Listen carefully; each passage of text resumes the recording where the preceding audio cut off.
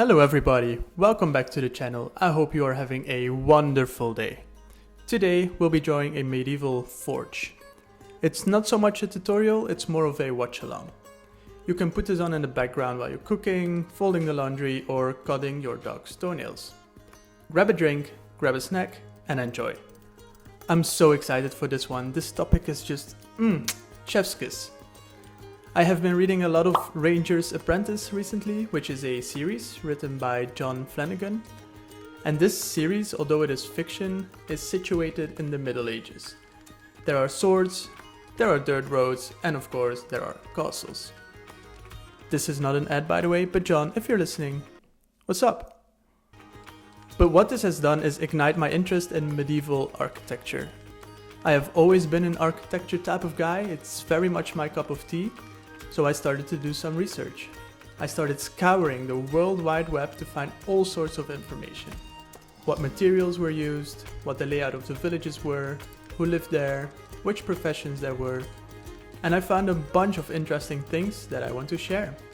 I'm kind of considering making a mini series of this, where I'll be tackling one building or one profession every week.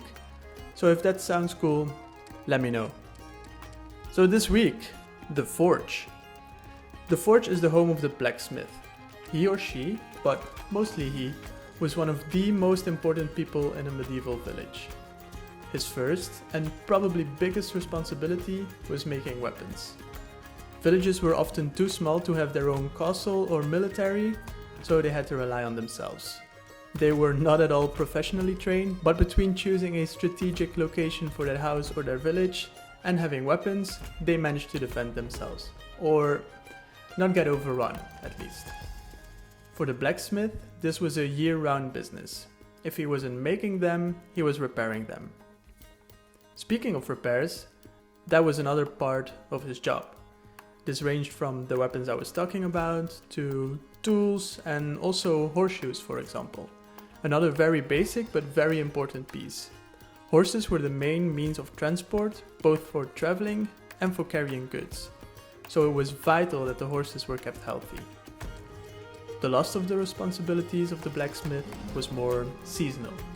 He provided farming tools. In spring he would make plowshares so farmers could plow their land. In summer it would be scythes to harvest all of the goods. During fall and winter there was less farming to be done, so the blacksmith could go back to repairing those same tools or making weapons and make sure everything was in good shape. Again, extremely important. Villages could not survive without a blacksmith. Other than this, he made all sorts of everyday items like hinges for doors and nails, for example. Now, you may wonder, damn, that's so cool. How did he do that? I'm so glad you asked. Blacksmiths had a very unique working place. The main feature was the hearth. This was where the blacksmith cooked, and boy was he cooking. It was mainly designed to melt the iron or steel to then shape it into the desired form. The shaping happened on an anvil. I think we all know the anvil from cartoons and we associate it with being heavy as fuck, but it did have a bit more utility. The hot iron was placed on the face of the anvil where the blacksmith could strike it. He did this until it had the right shape.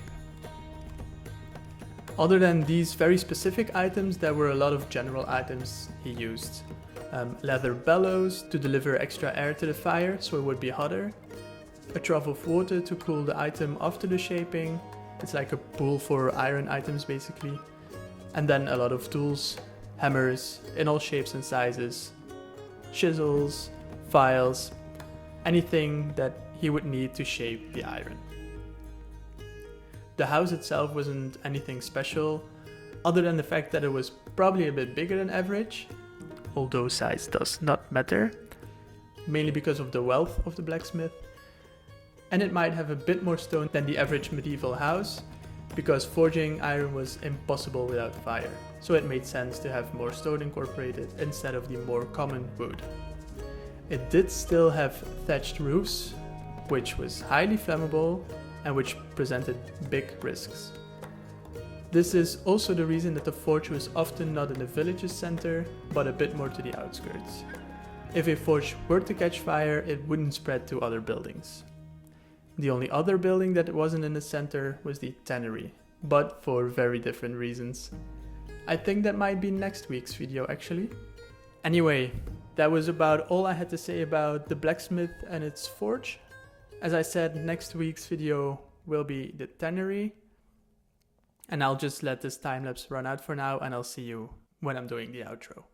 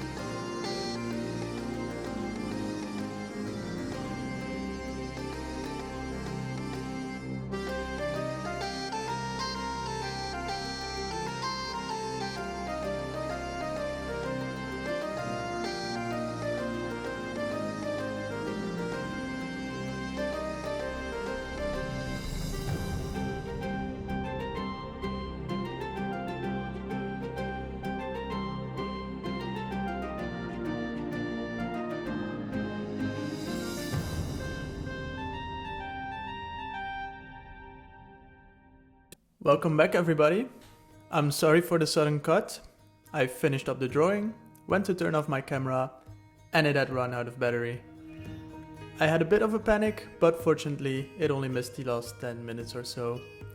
So as you can see, not much has changed from the last bit you just saw and what you can see on the screen now. I tried to add all the items we talked about and place them where I think it would make sense.